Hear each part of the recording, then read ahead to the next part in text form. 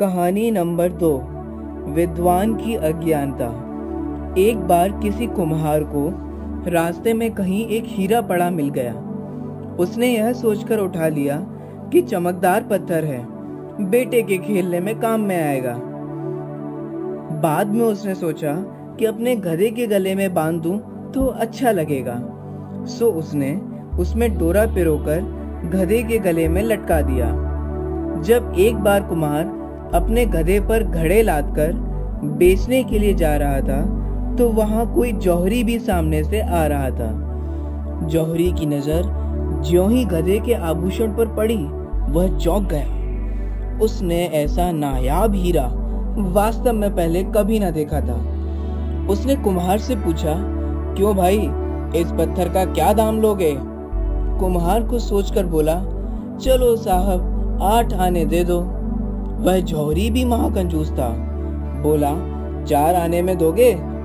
इस पर कुम्हार ने कहा कि रहने दो, यह इसके गले में ही ठीक लग रहा है। जौहरी भी यह सोचकर आगे बढ़ गया कि अभी थोड़ी देर में अपने आप 4 आने में देने के लिए आवाज लगाएगा, परंतु ऐसा कुछ भी ना हुआ।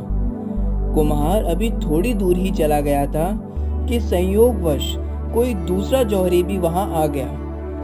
उसने कुम्हार को 1 रुपया देकर वह पत्थर खरीद लिया। इतने में पहला जौहरी वापस लौटा, परंतु सौदा तो हो चुका था। हीरा दूसरे जौहरी के हाथ में जा चुका था। निराशजन्य क्रोध से वह कुम्हार से बोला, अरे मूर्ख, तूने करोड़ों की चीज 1 रुपए में बेच दी।